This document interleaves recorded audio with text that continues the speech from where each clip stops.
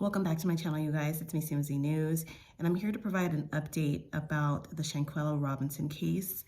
And the update is actually very, very disappointing. So before we get started, please go ahead and like, comment, subscribe to my channel.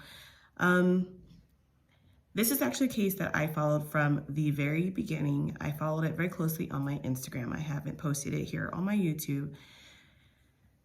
And Shanquella was vacationing with her friends back in October. She rented an Airbnb in Mexico, and Shanquella died while at the Mexican resort.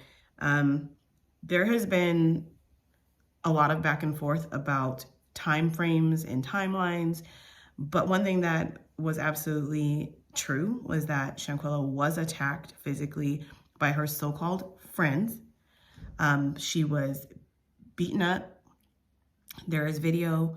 I actually do not watch and like fight videos. My friends know that. My people who follow me on my Instagram, where I also post celebrity stuff, no, I don't like that. But I did come across the video. I did see a little bit of it, and it was very hard to watch.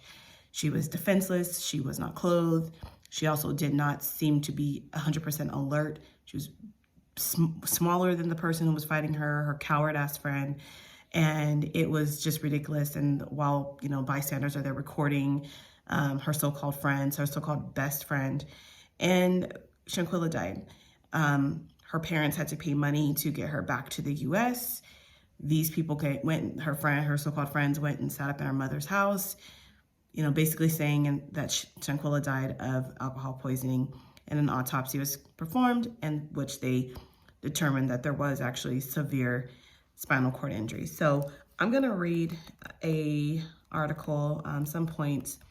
Basically, on Wednesday, attorney Sue Ann Robinson, who is representing the Robinson family, said that they are going to be holding a rally and marching in Washington, D.C. on May 19th.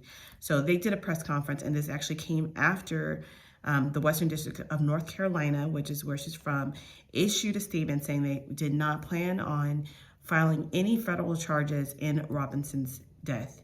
Okay, so there was a lot of talk about this when it first happened. They were working with the Mexican journalist. This has been going on, obviously, since October. There's been a lot going on with it. It says the FBI has worked diligently to conduct a detailed and thorough investigation of the evidence available in this case.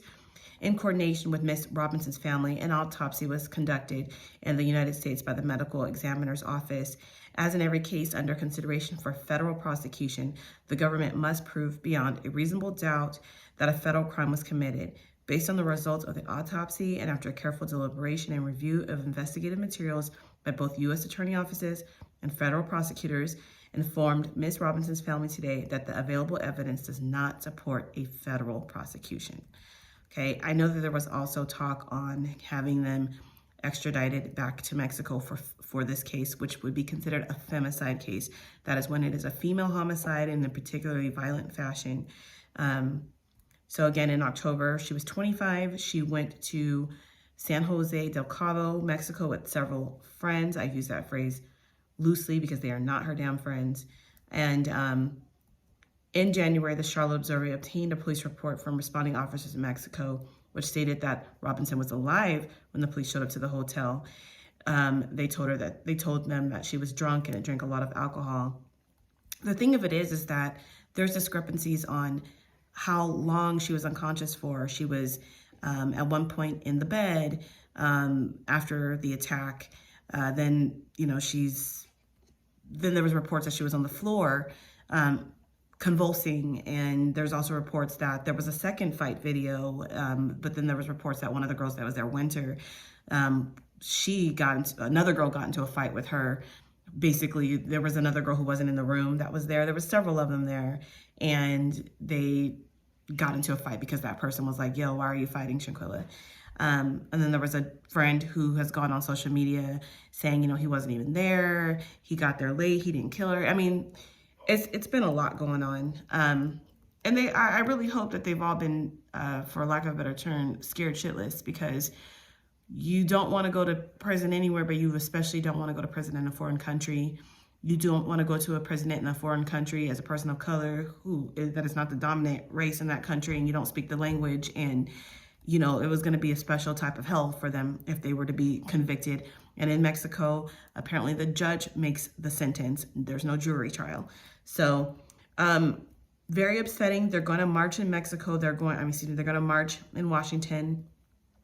During the press conference on Wednesday, the attorney for the family did say that they are disappointed, but they are not deterred. And they also explained that they don't feel that this case was taken seriously by U.S. officials from the start, and that 2 separate autopsies were conducted.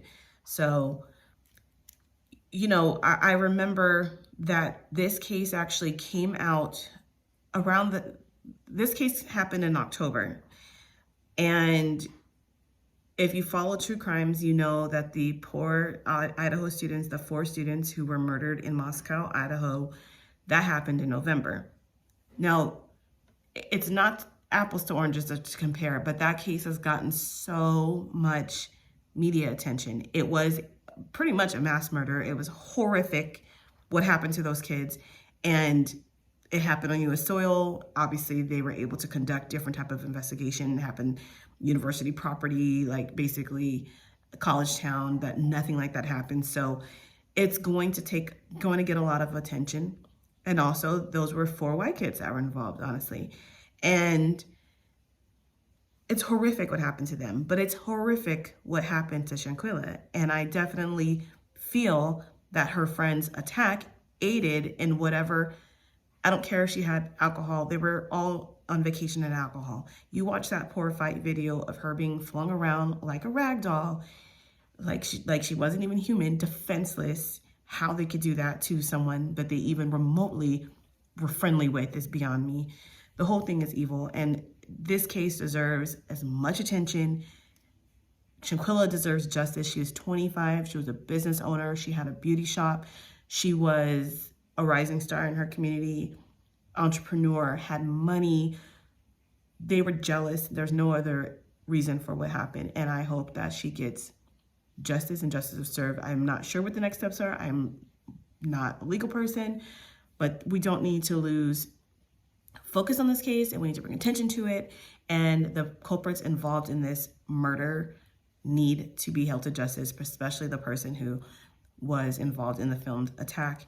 I'm not sure what her life has been like back here, but if she was a friend of mine, she would no longer be. I'd be like, wow, you're a coward. Like, you really are a coward. And if you're capable of doing this to somebody on vacation, like, what else can you do? So we will see what happens with that. And of course, as always, my thoughts and prayers are with Shanquella's family. So go ahead and like, comment down below. Let me know what you guys think about them not pursuing federal charges. And if you do have any information on what you think the legally they can do, please explain that. Let me know. Okay, I'm going to be looking even more into it and following closely to see like what are the updates and what can the family actually do to bring some justice to the untimely passing of their beautiful daughter. Thank you.